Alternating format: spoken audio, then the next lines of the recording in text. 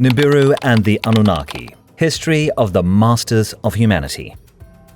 The looming threat of Nibiru, a planet conspiracy theorists claim is hurtling towards Earth with all its citizens, the famous Anunnaki, has captivated millions of people. Could ancient beings from beyond the stars have shaped human history?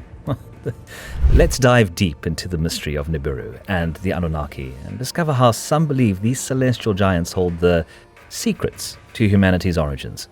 But before we dive into the history of humanity, make sure to hit that like button and subscribe to our channel for more interesting and informative videos like this one. And don't forget to hit the bell icon so you'll get notified when a new one drops. Famed astrophysicist Carl Sagan once gifted us a brilliant tool for navigating wild claims: the baloney detection kit. This mental arsenal is designed to cut through the noise of flashy theories and outlandish ideas. The key weapons in this kit? A sharp sense of skepticism towards anything lacking solid proof. The ability to dissect concepts without getting swept away by how thrilling they seem, and always opting for clear, logical explanations over wild, speculative fantasies. It's the ultimate guide to separating fact from fiction in a world of cosmic conspiracies. The growing obsession with Nibiru, a planet hurtling towards Earth from the edges of our solar system to destroy humanity, highlights how many people are watching YouTube videos and visiting flashy websites without any skeptical tools. According to David Morrison, a planetary astronomer at NASA Ames Research Center and senior scientist at the NASA Astrobiology Institute, Morrison estimates there are around 2 million websites dedicated to discussing this supposed Nibiru-Earth collision. On average, he receives 5 email inquiries per day about Nibiru. At least once a week, I get a message from a young person, sometimes as young as 11, who says they are sick or considering suicide because of the looming doomsday. Morrison shared with Life's Little Mysteries. So, where did this widespread fear of Nibiru originate? A suspect origin. The chilling doomsday prophecy of a planetary collision first emerged in 1995, courtesy of Nancy Leader, a self-proclaimed contactee with quite the tale. Leader claims extraterrestrial beings from the Zeta Reticuli star system implanted a device in her brain, granting her exclusive messages. According to Leader, these aliens chose her to deliver a dire warning. Earth was on a collision course with a massive planet, and the world would face utter destruction in May 2003. Promoted on her infamous website, Zeta Talk, this doomsday prediction sent waves of panic. Until nothing happened. Not to be deterred, her followers simply reset the clock, aligning the new doomsday with the end of the Mayan calendar in 2012, adding fuel to yet another apocalyptic fire. Leader originally called this planet of destruction Planet X, a term that was later connected to an idea put forward by Zecharia Sitchin, a writer who popularized the existence of an unknown planet called Nibiru.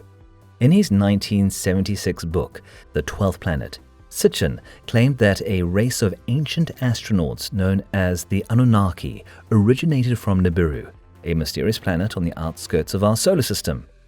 According to Sitchin, the Anunnaki came to Earth approximately 500,000 years ago in search of gold and established a base for mining. Sitchin's narrative became more elaborate as he continued writing. He claimed that the Anunnaki, using advanced technology, created humans by hybridizing their species with Homo erectus through in vitro fertilization. Humans, he argued, were engineered to serve as a slave species to mine the Earth's resources for the Anunnaki. Furthermore, Sitchin suggested that when the glaciers of Antarctica melted, causing the Great Flood, the Anunnaki were forced to retreat temporarily into orbit, abandoning their Earth-based operations until they could rebuild. Sitchin continued to develop his theories in subsequent books like The Stairway to Heaven, 1980, and The Wars of Gods and Men, 1985, where he elaborated on the supposed impact of the Anunnaki on ancient civilizations. He claimed that these beings were behind the construction of significant structures worldwide, including the Egyptian pyramids. This notion later gained popularity among supporters of the ancient astronaut theory. In his 2007 book, The End of Days, Armageddon and the Prophecy of the Return, Sitchin forecasted the return of the Anunnaki and associated this event with the prophesied end of the world in 2012, a date that coincided with the end of the Mesoamerican long count calendar. Despite its popularity, Sitchin's work has been widely rejected by historians and scholars. Critics accuse him of grossly mistranslating Sumerian texts, often taking phrases out of context or deliberately altering meanings to fit his narrative. For example, while the Sumerians did believe in a cosmological system that included planets, their model included 5 planets, not the 12 that Sitchin proposed. Additionally, Sumerian texts contain no references to a race of ancient astronauts from a planet called Nibiru, nor do they suggest that humans originated elsewhere in the cosmos. Astronomers have also debunked Sitchin's theories about Nibiru. The orbit he described for the planet, which supposedly brings it into the inner solar system every 3,600 years, is deemed impossible. According to astrophysicists, no celestial body could sustain such an orbit. It would either be drawn into the sun or pushed out of the solar system entirely. Despite these scientific refutations, Sitchin's books have been translated into 25 languages and sold millions of copies around the globe. His imaginative theories continue to captivate a global audience. Leaders' prediction of a planetary collision has since co-opted Nibiru as the name of Earth's supposed nemesis. Many doomsday enthusiasts who feared the apocalypse at the end of the Mayan calendar in 2012 adopted Leader's Nibiru collision prophecy as the ultimate cataclysm. Though proven false, the conspiracy persists in various corners of the internet, fed by the very skepticism that Carl Sagan warned about when people fail to apply critical thinking tools like his baloney detection kit. Missing planet. The biggest flaw in the infamous Nibiru doomsday prophecy? There's zero evidence of this massive rogue planet lurking on the edge of our solar system.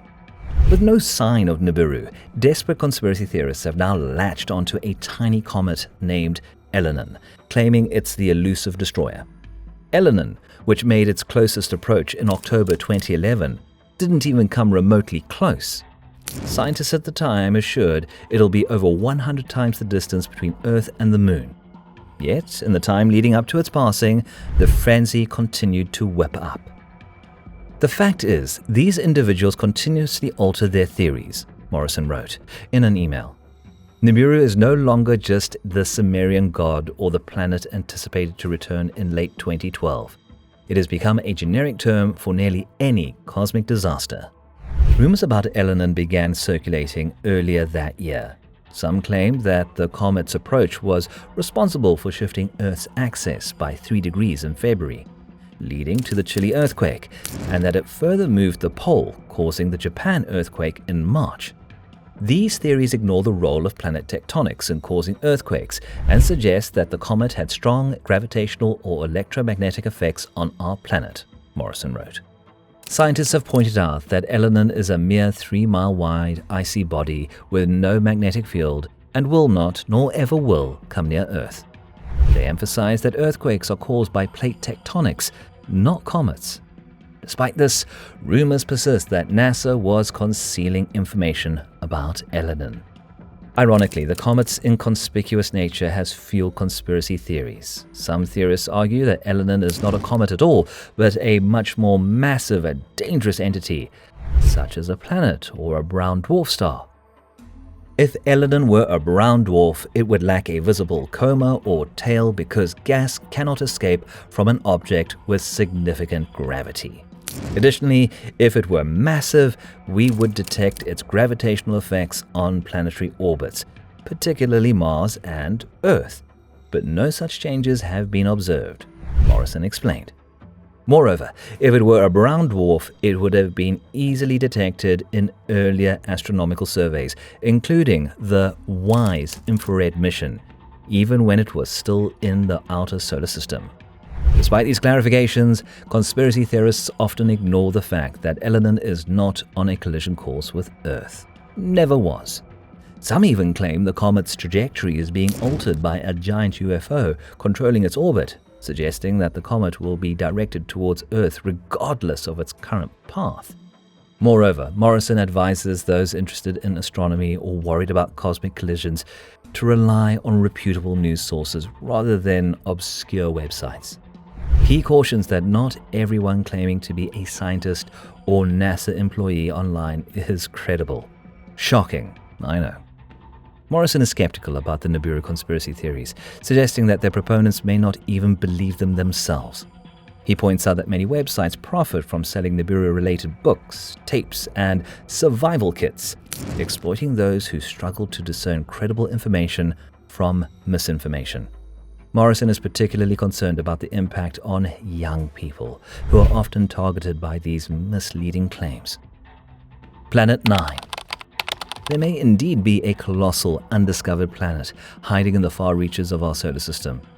In recent years, astronomers such as Mike Brown, Konstantin Batygin, Scott Shepard, and Chad Trujillo have detected peculiar clusters in the orbits of small objects located beyond Neptune.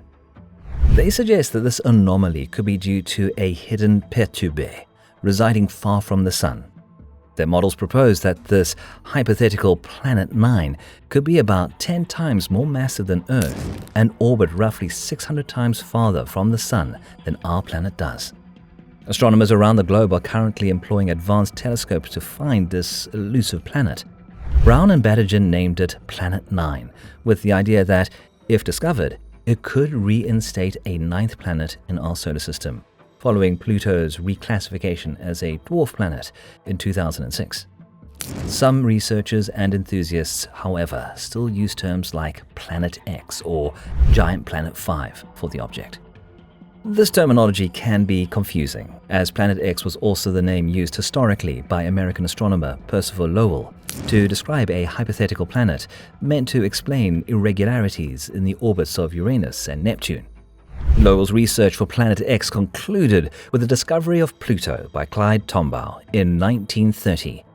However, Pluto was deemed too small to account for the orbital anomalies Lowell had noted. Unlike the mythical Nibiru, which is tied to doomsday theories, Planet 9, or Planet X, is not expected to pose any danger to Earth. However, let's suppose the Anunnaki were real. How do you think their return would impact our world today? Let's hear your most creative ideas in the comments down below. And hey, don't forget to check out more mind-blowing videos linked in the end screen. You don't want to miss them, do you? Who knows what you'll discover?